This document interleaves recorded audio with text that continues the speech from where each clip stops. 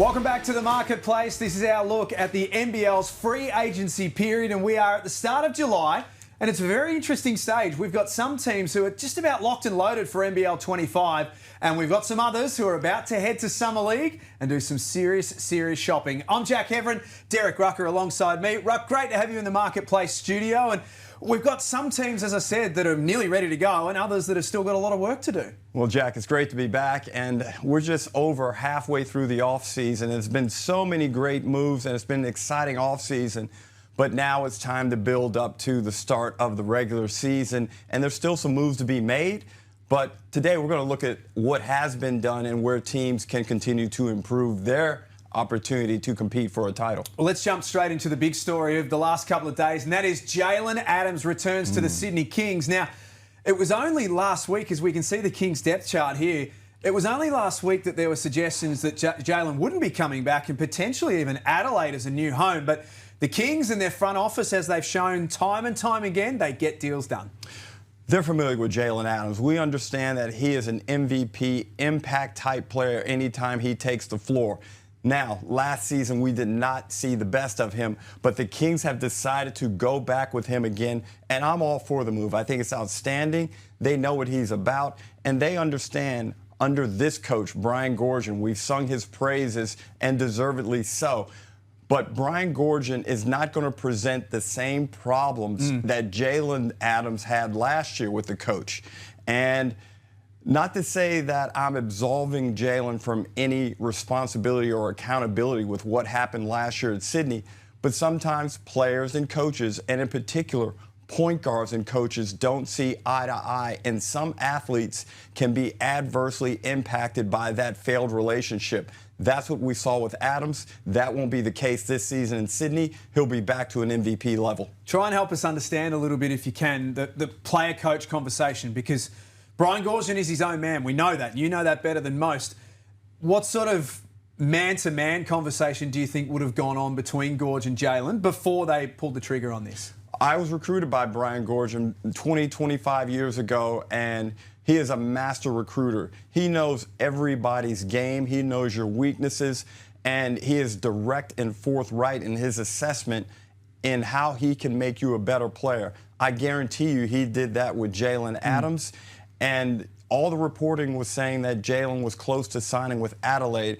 I can assure you, Brian Goorjian went back to Jaylen, worked through whatever issues may have existed, was clear about what he expects from his point guard, and now this is the result. Jaylen now is the head of a dynamic Sydney Kings outfit.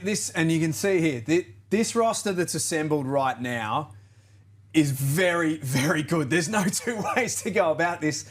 They don't want for anything, do they?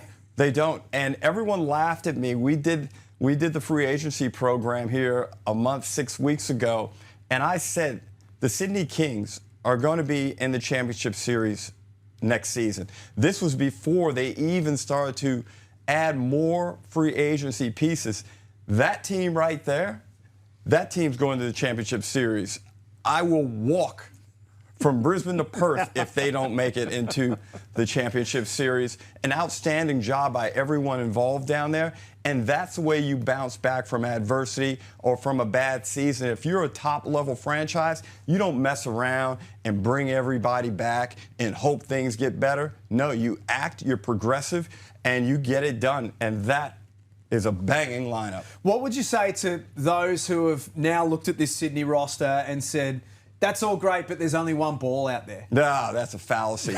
Guys learn to play together. You have one of the most unselfish and hardworking superstars right there in that PF, and Xavier Cooks, a grand final champion. He's been there twice. He's an MVP of the league. He's gone over. He's been in the NBA. He's experienced basketball. He is a more seasoned professional for having experienced some time away from the Sydney Kings. We see what he's doing with the Boomers. I think he's going to make the Olympic team, and you're just getting a top character, not only player, but person in Xavier Cooks to go along with Jaylen Adams, your lead guard. So that right there is your championship contender as we stand here in early July? No doubt. The formula for years of success in the NBL, you can go back 3 or 4 decades. Do you have the 1 covered? Tick. Do you have the 4 covered? tick. And the shooting guard is outstanding. Bullquall is a guy who I believe has NBA capabilities. Alex Tui, outstanding next star. We know what his potential is. And Cam Oliver may have been one of the most exciting imports that we've seen in the past 10 years. Oh, I can't wait for this Sydney team when they assemble later in the season. To the Illawarra Hawks. Now, Gary Clark's been the topic of conversation from the moment free agency opened. We'll get to him very, very shortly. But there hadn't been a lot of talk around about what the Hawks were going to do next. They went out there and they got themselves Trey, Kell, who is a proven commodity in this league. We've seen him play now with a couple of teams. And if you go back to the back end of the season, Derek, with Adelaide, where he played a more true point guard position, he and DJ Vasiljevic really worked together. So the question for me straight up, how do Tyler Harvey and Trey Kell work together here? Well, a lot of that is based on the flexibility, the intelligence, and the high character basketball player that Tyler Harvey is. He is willing to do whatever is required. We saw an improvement and a progression in his basketball game, especially in the finals last season. He is an underrated star in this competition. Now, Trey Kell, we have him listed there at the point guard position, but he and Harvey can flip-flop. In fact, Kell can play all the way up to the small forward into the three. And keep in mind, they have Hickey, they have Hyunjung Lee. They have a lot of versatility in that first five through there. And with Dan Greta hopefully starting to work his way back to some level of decent health, he's a dark horse. He can come in and be an impact at any moment. This is a high-energy team. We saw Froling be one of the best players in the finals last season. He went to work on the Melbourne United big, so we know what level he is. He's going over to play some NBA Summer League, so he's going to come back with a lot of confidence. Again, the Illawarra Hawks, I have them in the 6. They're strong, they're young, and they're exciting. 21-7-4 with Trey Kell's numbers in the last 9 games of the season when he played for Adelaide, where he did play a more traditional and true point guard role. A bit of a hybrid, albeit, but does it surprise you that Illawarra have gone this way, given that they have had Justin Robinson and we kind of saw Tyler Harvey have more success in the 2?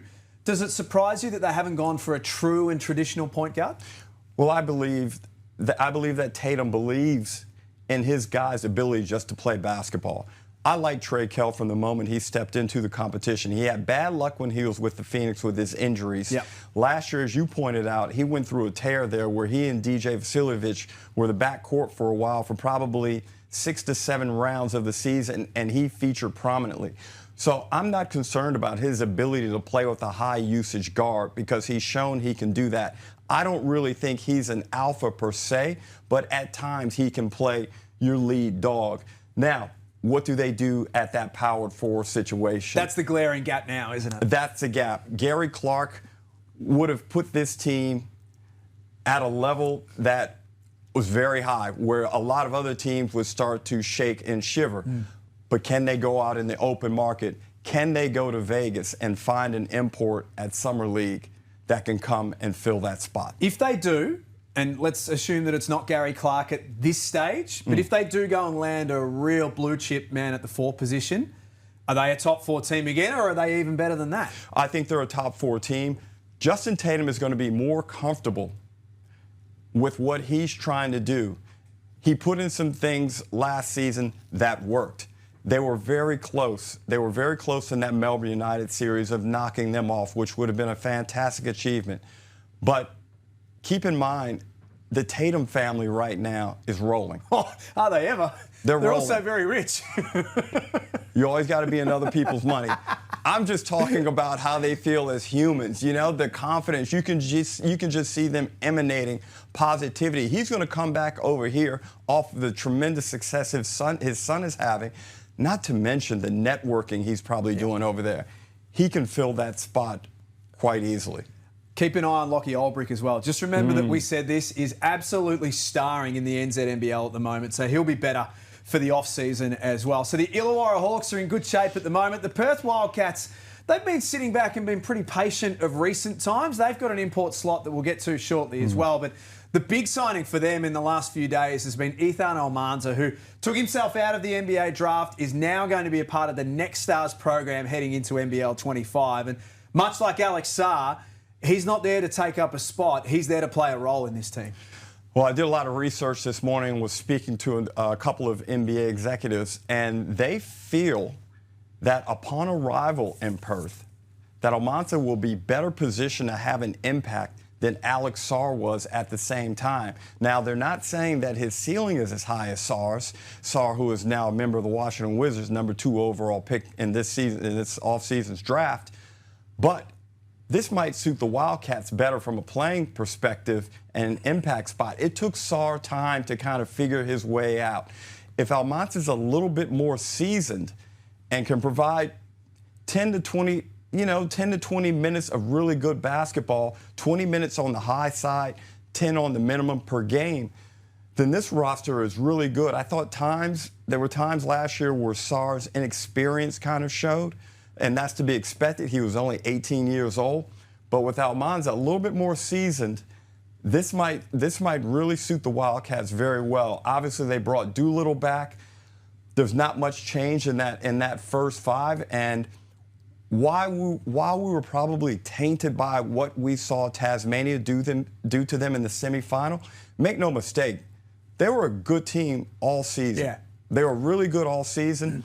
I still think they might be a little bit vulnerable if Pinder gets hurt, though. And that's the thing, when you're doing the depth charts, there'll be some people looking at this going, oh, I would have this person here. And it is tricky to try and fit everyone in. We've kind of got 5 players here in slots that there's a lot of flexibility. That was my question to you, though, Ruck, is in and around that 4 spot, you could easily slide Christian Doolittle up to the 4, and we saw him do that this year at times. But do they need a little bit more support with an import 4-man or a backup 5 kind of thing, just to make sure that, because if Pinder goes down, then it's Almanza and a bunch of small guys after that. So is that where the biggest concern is? Yeah, and last playoff series against Tasmania, when Pinder got hurt in Game 2, from that point on, Perth was minus 31 against Tasmania. So it shows you how important he was. Again, I'm going to say it, and I thought Pinder was first team All-NBL last year. He cops a lot of negativity. I don't know why, but that guy carries a significant burden out there in Perth, and he continually delivers for one of the top teams in the competition. But because he carries all of that physical burden, Jack, he's vulnerable. He's vulnerable to injuries. So I would like to see a useful, big, beefy guy as an import come in there, take a little bit of pressure off of Almanza, and then you have more versatility through here with Harris and Wagstaff. He was brilliant. Harris was great when John really decided to put him into the lineup. The other thing is we got to see some development here. I like these guys. That guy Henschel and Harris are very good basketball players. John really hasn't shown a liking to go with his young players, which I get. Not all coaches are into playing the young bloods, but I think it's time to give these guys an opportunity to see what they can do. And again, I talk about that physical burden. They need to keep Bryce Cotton fresh down the stretch end of the season. I think this team is crying out for a bit of offensive spark and a bit of shooting. Michael Harris gives you the shooting. Henschel gives you the spark. Love to see more of them coming into this season. I agree. And, Aquera, again, I can throw him in here with this group. Somebody's got to come out of there and make a difference to that lineup. Not only for this season, but going forward, as we know, Jesse Wagstaff, we'd love to have him back. But realistically, this is probably Jesse's swan song. Perth are in good shape. You can see there that they've got Summer League on the horizon with one more spot to fill, and what they do there, they've got some options. They've got some decisions to make as well. Southeast Melbourne Phoenix told us right from the start of free agency, don't worry about Jordan Hunter and don't worry about Derek Walton Jr. They will be with us when NBL 25 starts. Well, our understanding, and it was reported late last week, is that those Asia outs have expired. So both Jordan Hunter and Derek Walton Jr. will line up in NBL 25. Now that we know they're going to be there, Ruck, and you look at the roster for the Southeast Melbourne Phoenix, we had a lot of what ifs because we weren't sure that they were there. Now that they are, it's in good shape. This is a dangerous lineup. And this addition right here, Derek Walton Jr., I talked about the importance of having the 1 and the 4 in place. Tommy Greer, Mike Kelly, Simon Mitchell, they've done a good job of ensuring that is concrete right there. One of the best Australian players in the competition, and Derek Walton Jr., a man who's won a championship in Sydney, and a stabilizer. Not only a talented player, but a stabilizer.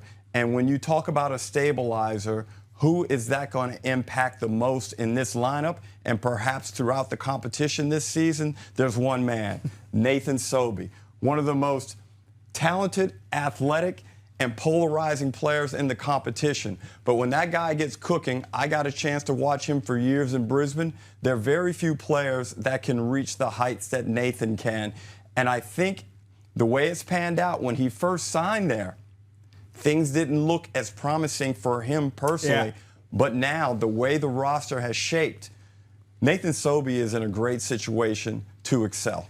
They've got 2 import spots left. Now, they may choose not to use all of them, and we don't know. I hope they do. What are they waiting on? Well, they may not, depending on what the finances look like for some of their signings as well. But are we living in a poor country? Oh, there's a lot of things I could say there. Have you seen interest rates lately? Or petrol or anything else? But is it that spot there? And, well, more to the point, I think we know it is. Does that spot need to be a defensively minded kind of player, like an Antonius Cleveland or a Justin Simon type as an example? Because they got a lot of scoring out of their other starters. You know what? I'd be trying to put DJ Hogue in there. Oh. Then you've got the versatility. You can flip-flop these guys right here. Hogue is a guy who can be your main man. We saw him do that for stretches at Cairns. Unfortunately, his Sydney stint was curtailed by the shoulder injury. He never got himself going. And Sydney can be a really tough place to play when you're not well, when you don't get flowing. There's a lot of noise, and not all players handle that well. I think this is a perfect place where he can redeem himself.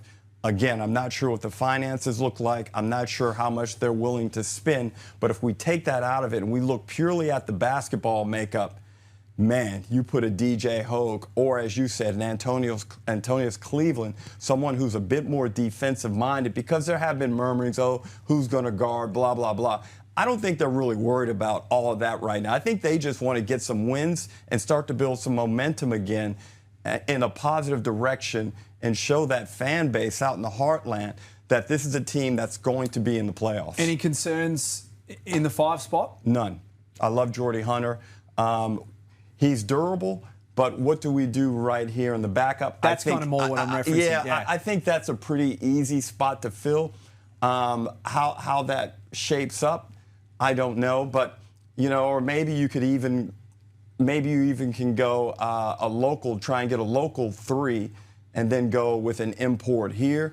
There were times last year where I actually preferred, I know it didn't happen a lot, but I think Jordy Hunter really excels coming off the bench. We had that whole Jonah Bolden, Jordy Hunter discussion numerous times in the telecast last Sunday, but Jordy Hunter is an excellent player and someone, again, who I think, being away from Sydney, he'll be challenged to play away from home for the first time, and I think he'll really excel. And then last of the teams to follow here on the marketplace today, there have been a few other teams who have got some Summer League moves to make, and we'll get to them shortly, but it is just worth touching on Adelaide, mainly because they were reported to be one team to be very interested in Jaylen Adams. Now, they've boosted their off-court side of things and their assistant coaching ranks, but it is worth looking at the Adelaide roster as it stands right now, Derek, because when we talk about Summer League and moves to be made, the next couple of moves for the 36ers are crucial. And again, we get into the possibility of, are there financial constraints? And if so, then the word that I'm hearing is that they're only going to sign 2 imports in that power forward and that point guard position. And if they get those right, I think that's enough. Yep. This is a team that's going to be very competitive. They'll be relying on some guys to produce and stay healthy. Got to stay healthy. Got to stay healthy. Can you produce over a 28-game season? As a starter. We saw patches where he got off to a really good start last year with Cairns, and then for one reason or another, it died off a little bit. The bench is solid. And as I referred to with the Perth young guys, when is he going to make his move? He's got to shoot the ball better. And Kadhi looked really good going into the preseason, got hurt, and his season was kind of derailed. And then at one point, they said, we don't want you anymore. We remember the whole benching exercise, which you loved. Yeah. And then he wound up starting the last game of the season. So you take that for what it's worth. but Adelaide have done a really good job. It appears the basketball front office stuff is in place. Matt Weston has come in. I think he's given it some stability. He's given it some direction, and hopefully that's going to provide a bit of positivity and some confidence from the basketball community in South Australia to that 36ers organization. I mean, obviously we're looking at the rosters as they stand right now, and you can see the 2 spots still to be filled. But would it be fair to say, Derek, that they've got to start well, Adelaide, just with a little bit of that carryover momentum that Scott Ninnis generated last year, getting Isaac back, getting DJ locked away again as well, obviously. How important is their start to the season? They don't have to be 8-1, but just be 500 after the first 6 or 7 weeks. And I agree with you. And also winning your home games, taking care of business at home, which is what they did very well down the stretch. So if they can win 80% of their home games and 40% of their road games, they're going to be in a very, very good position by the time we get to the last 2 or 3 rounds of the season. So now all roads lead to Summer League, which is not that far away. I guess the other big one that we didn't get a chance to talk about, Derek, is Melbourne United. Got some opportunities potentially at the 5 spot. Well, Melbourne United did a great job last year bouncing back from the disappointment and making it to the championship series, where we know they were knocked over by Tasmania. And now they've got to find a way to lift and get themselves back into contention to be able to beat Sydney, to be able to go with Tasmania. But they've got the infrastructure in place. They're going to go out and find themselves the bigs. I believe they need 2. Yeah. Now, where does that come from? Man, I would love to see the Knicks be like, you know what, Ariel Hoporti, go over there, go back over there and play 1 more year. We're going to stash you in Melbourne for 1 year. That'd be great. We all loved Ariel. He's a fantastic player and a great person. That would be fantastic. Can you just put a phone call into the Knicks and see if you can make that happen? I'll work on it. You got a contact there, I'm sure. As I mentioned, all roads now lead to Summer League. Our own Pete Hooley will be on the ground right throughout Summer League. And you can check it all out at nbl.com.au and the NBL social media channels. And if anything happens during Summer League, you will hear it there, and you will also hear it on the marketplace each and every week. Ruck, great to see you. Thank you for being here today. It's great to be back, and let's go. Let's get this season here. We're only about 2 months away. I know. When we're looking at rosters and they're almost full, you can't help but get very, very excited, I think. It's big time. Thanks for being with us on the marketplace. As I mentioned, nbl.com.au and all of the NBL social media channels is where you need to go. We'll catch you next time.